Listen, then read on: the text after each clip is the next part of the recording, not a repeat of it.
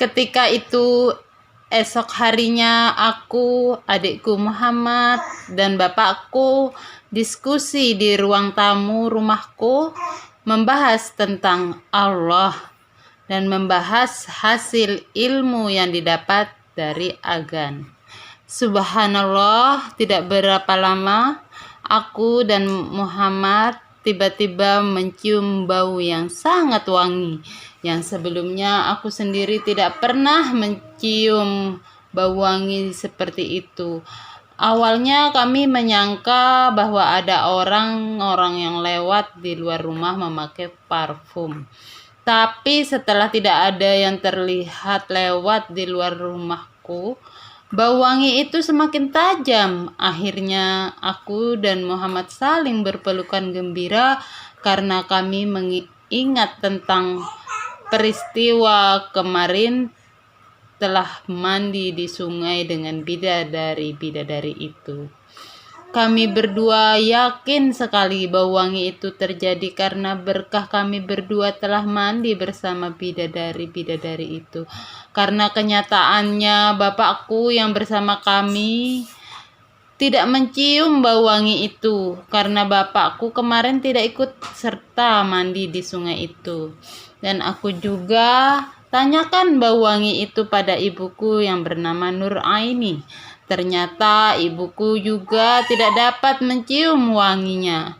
Aku pun tidak lupa mengajak Muhammad adikku untuk sujud syukur atas karunia Allah yang besar itu. Dan malamnya alhamdulillah aku pun bermimpi indah sekali. Dalam mimpi itu aku ditunjukkan dari mana asal keluar bau wangi itu. Subhanallah, ternyata bau wangi itu keluarnya dari pintu surga. Dan aku juga bermimpi tulisan huruf-huruf Al-Quran yang warna-warni berjalan di tembok. Serta mimpiku juga diperlihatkan pintu-pintu surga berlapis permata-permata indah dan mutiara-mutiara yang indah. Setelah beberapa harinya, entah kenapa aku merasakan perasaan yang aneh terhadap orang yang bernama Agan. Tiba-tiba perasaan yang biasa-biasa saja ke Agan, entah kenapa seperti disihir, berubah tiba-tiba menjadi suka dan merasa ingin sekali cepat-cepat menikah dengan dia. Malamnya pun dia datang bertamu sendirian ke rumahku. Tujuan datang ingin melihat ijazah-ijazah sekolahku yang dulu. Alasannya sebagai kelengkapan data-data syarat untuk mendirikan kejayaan pemerintahan Islam sejati. Aku pun langsung percaya tanpa merasa curiga sedikit pun dan segera memberikan ijazah-ijazah tersebut. Setelah Agan melihat dan memperhatikan ijazah-ijazah itu, Agan langsung mengembalikan ijazah-ijazah itu padaku sambil berkata, "Tolong simpan ijazah-ijazah ini, nanti kalau sudah waktunya diperlukan saya ambil kembali." Namun setelah lama, baru aku mengetahui ternyata dia mengira umurku belasan tahun karena dia tergolong orang yang senang menikah dengan anak yang bau kencur seperti usia belasan tahun. Menurutku mungkin ketika melihat usiaku di ijazahku tidak sesuai keinginannya, akhirnya dia tidak melanjutkan perasaannya itu padaku. Setelah itu tidak beberapa lama lagi dia pamit pulang. Aku pun kebingungan sendiri dengan memendam rasa yang aneh, perasaan yang tiba-tiba suka. Dan malam itu aku mengharap dia menyampaikan perasaan yang sama padaku, tapi ternyata tidak sama sekali ia melakukannya.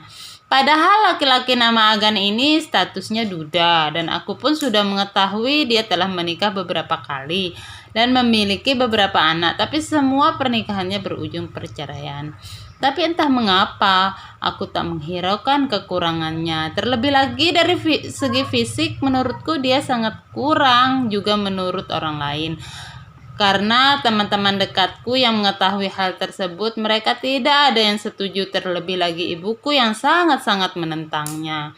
Aku pun dengan sabar dan ikhlas jalani perasaan aneh yang aku alami sembari meyakini diriku sendiri bahwa Allah sedang menguji keimananku untuk menerima dengan ikhlas segala ketentuannya. Karena mengingat apa-apa yang menurut kita baik, belum tentu baik menurut Allah. Dan sebaliknya, apa-apa yang menurut kita tidak baik, belum tentu tidak baik juga menurut Allah. Untuk itu, kupasrahkan saja segalanya kepada Allah, apa-apa yang menjadi kehendaknya.